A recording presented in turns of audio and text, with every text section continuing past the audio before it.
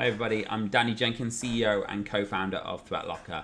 I want to very quickly talk to you about how ThreatLocker's zero trust, application whitelisting, ring fencing, and policy-driven endpoint security can help protect you from zero-day ransomware, viruses, malware, and other potentially dangerous applications that run on your environment. But before I do that, I just want to talk a little bit about how applications that run on our computer can be weaponized and used against us.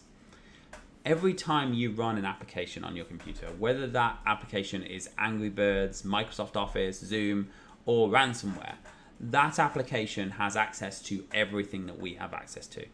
So it doesn't matter whether you're an administrator or not. If you open a file, whether it's a script file, a batch file, an executable file, that file can encrypt, copy, or steal your data.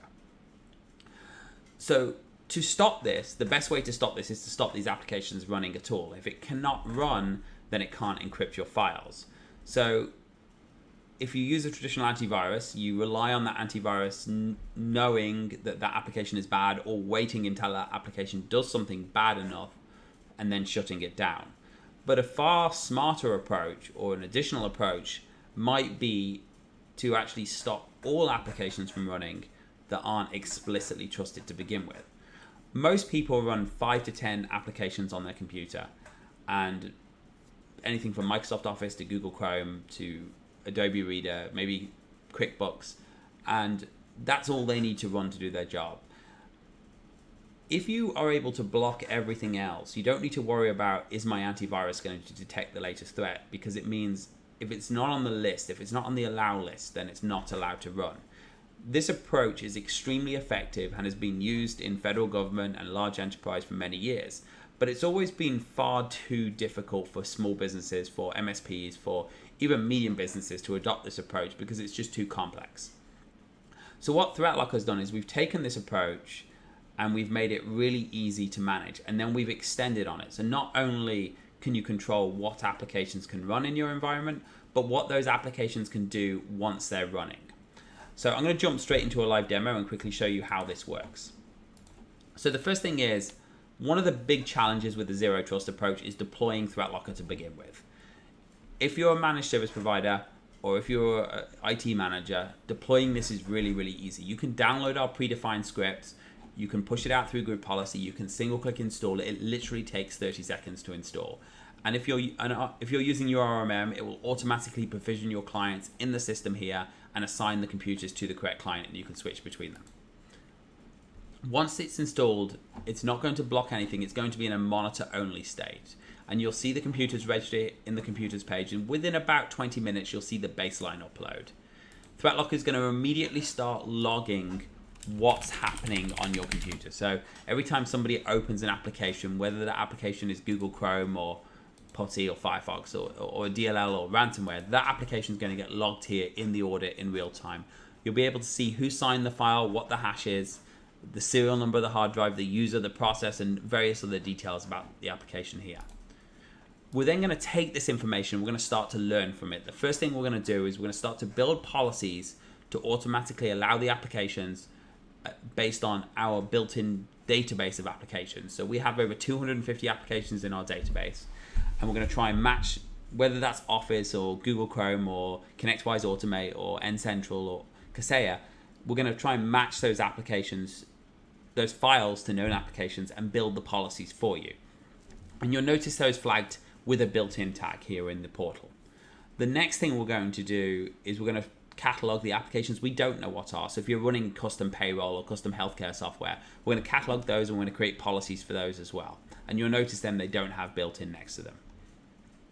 We typically recommend you let this learn for about a week. It depends on your environment. If you've got a really locked down environment, a day or a few hours might be enough. But if you're a bit more dynamic, let it learn for about a week. During that time, we're going to keep cataloging what's happening. We're going to keep building this policy out. At the end of the week, you can just come back into the portal here, go into the audit, filter by any deny to see if anything's going to be denied if you were to turn this on.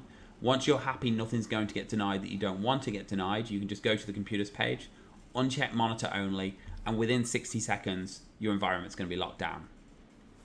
One of the next big challenges with a default deny approach is, well, what happens when there's a Windows update or an Office update or a Chrome update? Microsoft release about 25,000 files as part of Windows Update every single month, of which 70% of them are not signed. Keeping on top of that as an IT manager is an absolute nightmare. I've done it before. I've been in the enterprise position. I've been on that team. And it's not easy.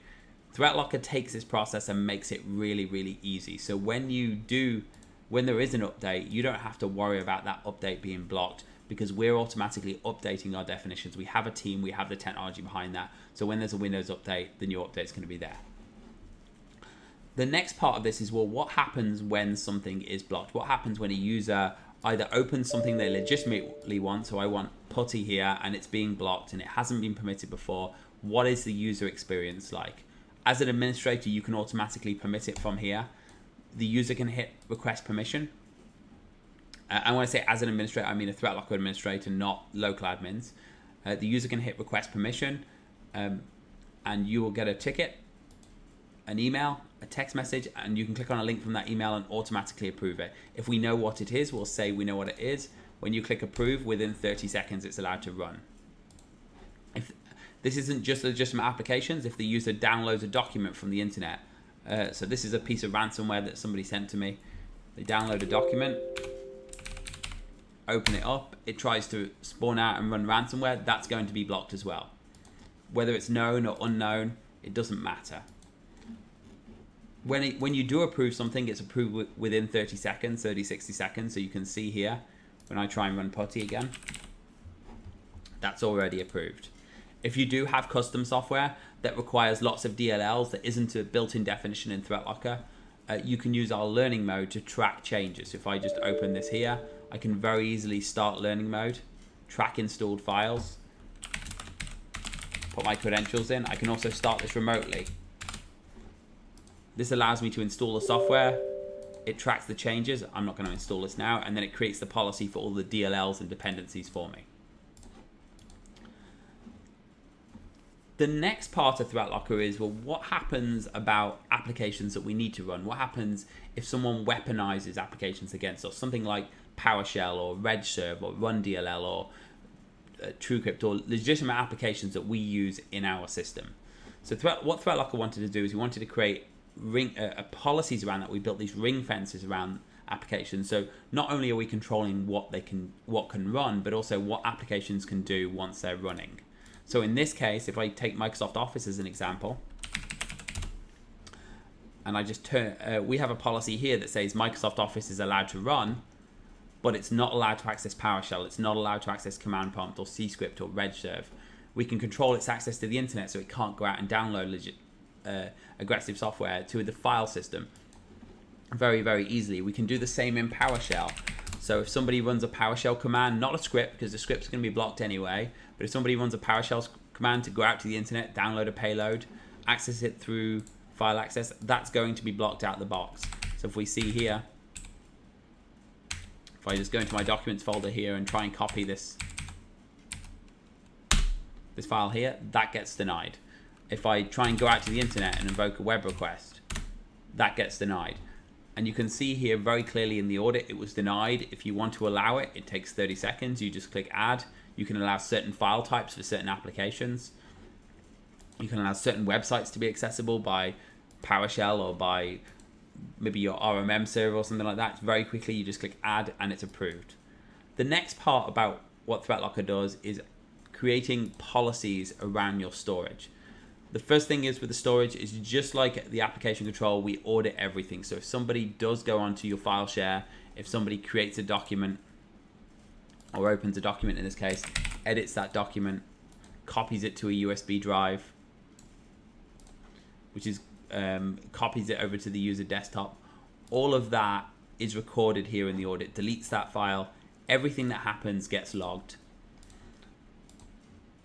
in the audit here. So if I search for here, we can see that file, we can see all of the history, we can see that they tried to copy it to a USB drive, or they did copy it to a USB drive. So we can see here that they copied this file to a USB drive, the drive wasn't encrypted, the serial number, they copied it to desktop, they deleted the file, the user, the process In addition to all these logs, we can also set policies around how people can interact with storage, but not just people, but also which programs. So you can create policies simply like blocking unencrypted USB drives, blocking USB drives, blocking executables being written to UNCs. You can also do things like say, only allow access to my file server for certain programs. So if someone does manage to run ransomware because we accidentally permit it, it won't be able to talk to our network shares. It won't be able to talk to our file servers. Very, very granular and sensible policy-driven controls that not only are going to stop malware and ransomware running on your system, but are going to stop it propagating and stop internal tools being used against you. Thank you for paying attention. I'd recommend you sign up for a trial, schedule a full demo with us if you'd like more information. Thank you for your time.